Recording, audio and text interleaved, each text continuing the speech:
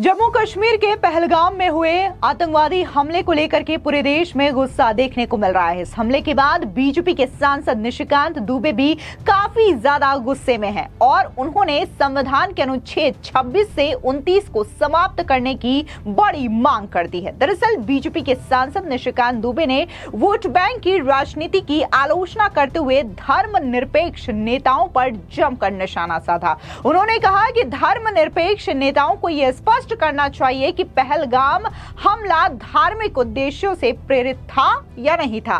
BJP के सांसद निशिकांत दुबे ने संविधान के अनुच्छेद 26 से 29 को समाप्त करने की वकालत की है और इसी के साथ ही उन्होंने विपक्षी दलों पर भी जोरदार तरीके से हमला किया। दरअसल बीजेपी के सांसद निशिकांत दुबे ने सोशल मीडिया साइट एक्स पर एक पोस्ट साझा किया, जहां पर उन्होंने कहा कि देश का बंटवारा जब हिंदू और मुसलमान के नाम पर हो गया तो केवल वोट बैंक के लिए अल्पसंख्यक नाम पर मुसलमानों को ज्यादा अधिकार देकर हिंदुओं को दोयम दर्जे का नागरिक बनाने वालों को आज पहलगाम की घटना पर बताना चाहिए कि आज की हत्या धर्म के आधार पर की गई या नहीं। लानत है सेकुलरवादी नेताओं पर। आर या पार पाकिस्तान के कब्जे का कश्मीर हमारा होगा। धैर्य रखिए, ये मोदी की सरकार है जिसके गृह मंत्री अमित शाह जी हैं। संविधान का आर्टिकल 26 से 29 तक खत्म करने का समय आ चुका है। अब जिस तरीके से बीजेपी के सांसद निशिकांत दुबे ने यह मांग उठाई है कि 26 से 29 खत्म कर देना चाहिए, इतना ही नहीं, उन्होंने एक बार फिर से मोदी सरकार पर भरोसा जताते हुए कहा कि एक दिन ऐसा होगा जब पीओके भारत का हिस्सा होगा। और इसी के साथ ही अब लोगों के जहन में यह सवाल उठ रहा होगा कि आखिर संविधान का अनुच्छेद 26 से 29 क्या है जिसे खत्म करने की वकालत बीजेपी के सांसद निशिकांत दुबे कर रहे हैं। क्योंकि आपको बता दें कि पहला मौका नहीं है जब बीजेपी के सांसद निशिकांत दुबे ने इस तरीके की बातें की हो। इससे पहले भी उन्होंने supreme court CJI Sanjeev Khanna को लेकर के बयान दिया। इसके अलावा उन्होंने मुख्य चुनाव आयुक्त रहे एसवाई कुरैशी को मुस्लिम चुनाव आयुक्त तक बताया था और अब उन्होंने ये वकालत कर दी कि संविधान के अनुच्छेद 26 से 29 को खत्म कर देना चाहिए। दरअसल आपको बता दें कि भारतीय संविधान के अनुच्छेद 26 से 29 धार्मिक स्वतंत्रता के अधिकार और अल्पसंख्यकों के सांस्कृतिक और शैक्षिक अधिकारों की गारंटी देता है। दरअसल अनुच्छेद 26 यानी कि धार्मिक मामलों के प्रबंधन की स्वतंत्रता की गारंटी देता है, जिसमें संस्थाओं की स्थापना, मामलों का प्रबंधन और संपत्ति का प्रशासन शामिल है। इसके अलावा अनुच्छेद 27 यानी कि किसी को भी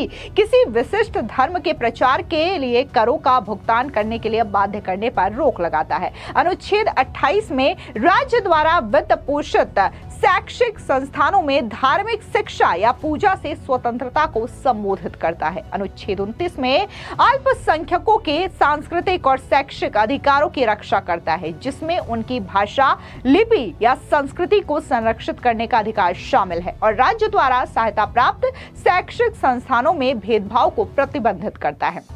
आपको बता दें कि जम्मू कश्मीर के पहलगाम में हुए आतंकी हमले के बाद से पूरे देश सख्ते में है। आतंकी हमले की देश और दुनिया के नेताओं ने निंदा की है। इस बीच आतंकी घटना सामने आने के बाद केंद्रीय गृह मंत्री अमित शाह पहलगाम में आतंकवादी हमले के बाद कश्मीर के सुरक्षा स्थिति का जायजा लेने के लिए फौरन रवाना हो गए। इतना ही नहीं, उन्होंने तो बाकायदा घटना स्थल का भी दौरा किया। इसके अलावा आपको बता दें कि आतंकवादियों ने मंगलवार यानी कि 22 अप्रैल को दोपहर को कश्मीर के पहलगाम शहर में एक पर्यटन स्थल में गोलीबारी की। आपको बता दें कि जिसमें 27 लोगों की मौत हो गई है। आतंकी हमले में मारे गए ये लोग ज्यादातर पर्यटक थे। बता दें कि यह हमला 2019 के पुलवामा हमले के बाद घाटी में सबसे घातक हमला बताया जा रहा है। मृतकों में 2 विदेशी और 2 स्थानीय लोग भी शामिल है। अब पाकिस्तान स्थित प्रतिबंधित आतंकवादी संगठन लश्कर-ए-तैयबा से जुड़े संगठन द रेजिस्टेंस फ्रंट ने हमले की जिम्मेदारी ली है। ऐसे में इस हमले को लेकर के जबरदस्त तरीके का गुस्सा देखने को। इस बीच आपको बता दें कि बीजेपी के नेता रविंद्र रैना का बयान भी सामने आया। क्या कुछ उन्होंने इस आतंकवादी हमले पर कहा, सुनिए उनका ये बयान। पाकिस्तान के दरिंदे आतंकवादियों ने बहुत बड़ा जघन्य अपराध किया है। दक्षिण कश्मीर के पहलगाम में जो आतंकी हमला हुआ है, ये मानवता का कत्ल हुआ है, ये इंसानियत का कत्ल हुआ है। कश्मीर को लहूलुहान किया गया है और इस गुनाह की, इस पाप की, इस जघन्य अपराध की भारी कीमत पाकिस्तान को भी चुकानी पड़ेगी और इन आतंकवादियों को भी चुकानी पड़ेगी। सारे क्षेत्र की घेराबंदी भारतीय सेना, जम्मू कश्मीर पुलिस और हमारे सशस्त्र सीमा बल पैरामिलिट्री फोर्सेस ने कर दी है। आतंकवादियों का यकीनन सफाया होगा और पहलगाम के इन गुनाहगारों को यकीनन सजा मिलेगी। बहुत बड़ा ये गुनाह और अपराध, पाप पाकिस्तान ने कश्मीर के अंदर किया है, जिसको कभी माफ नहीं किया जाएगा। स्वयं देश के माननीय गृह मंत्री इस वक्त कश्मीर में पहुंच चुके हैं। माननीय प्रधानमंत्री जो सऊदी अरेबिया की यात्रा पर थे, वो वापस देश में पहुंच चुके हैं।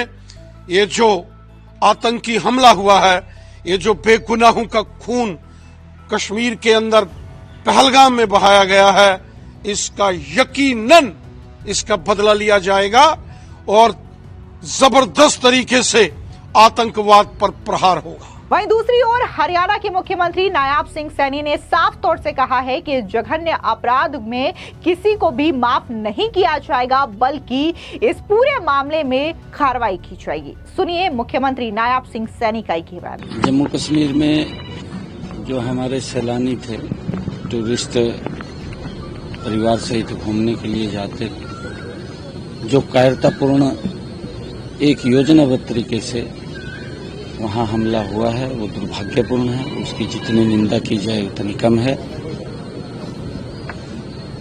आदरणीय अमित शाह जी रात ही श्रीनगर में पहुंच गए थे।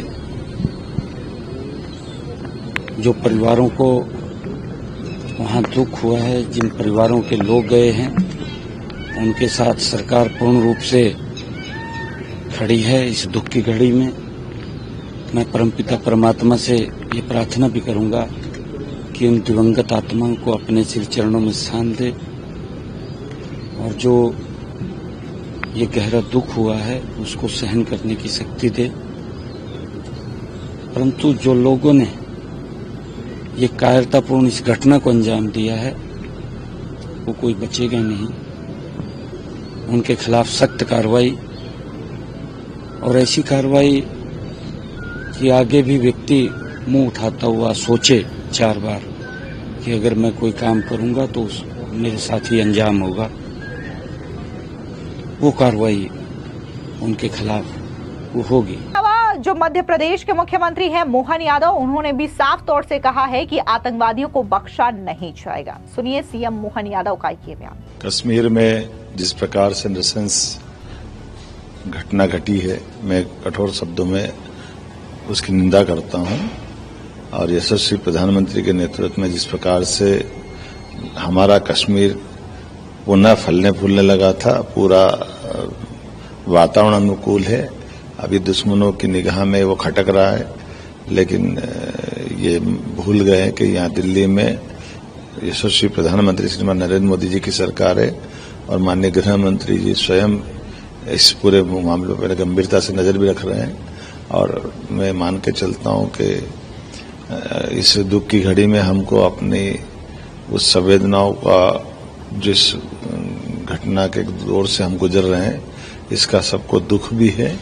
मैं मृतक परिवारों के लिए भी बाबा महाकाल से कामना करता हूं कि वो उनको संवेदना प्रदान करे और इस घड़ी में हमको सब्र से भी काम लेना है, लेकिन ऐसे दुश्मनों को कोई छोड़ेंगे नहीं। निश्चित रूप से उनको इसकी कीमत चुकाना पड़ेगी। दरअसल आपको बता दें कि जिस तरीके से पहलगाम में आतंकवादियों की ओर से ये कायराना हरकत की गई है, हमला किया गया है, इस हमले से पूरे देश में न सिर्फ एक आश्चर्य की भावना है, बल्कि पूरा देश इस वक्त गुस्से में भी है। क्योंकि यहाँ पर जिस तरीके से आतंकवादियों ने हमला किया है, सबसे पहले यहाँ पर जो पर्यटक घूमने आए थे, वहां पर उनसे उनका धर्म पूछा गया। फिर उन्हें पता चला कि ये हिंदू है, तो यहाँ पर उन्होंने ताबड़तोड़ गोलियां बरसा दी। बता दें कि इस वक्त जिस तरीके से आतंकवादियों को लेकर के तमाम कार्रवाई लगातार हो रही है, चाहे मुख्यमंत्री हो, चाहे गृह मंत्री अमित शाह हो, वो पूरी तरीके से बाकायदा बैठक कर रहे हैं। घटना स्थल का उन्होंने जायजा लिया, वो कश्मीर पहुंच गए। इसके अलावा बात अगर हम प्रधानमंत्री नरेंद्र मोदी की करें तो वो सऊदी अरेबिया के दौरे पर थे, लेकिन उन्होंने जैसे इस घटना की खबर सुनी वो फौरन देश आ गए और उन्होंने भी बाकायदा स्थिति का जायजा लिया और उन्होंने हाई लेवल मीटिंग भी इस घटना को लेकर के की है। फिलहाल इस पूरी खबर पर आपकी क्या राय है, कमेंट सेक्शन में जरूर बताएं। धन्यवाद।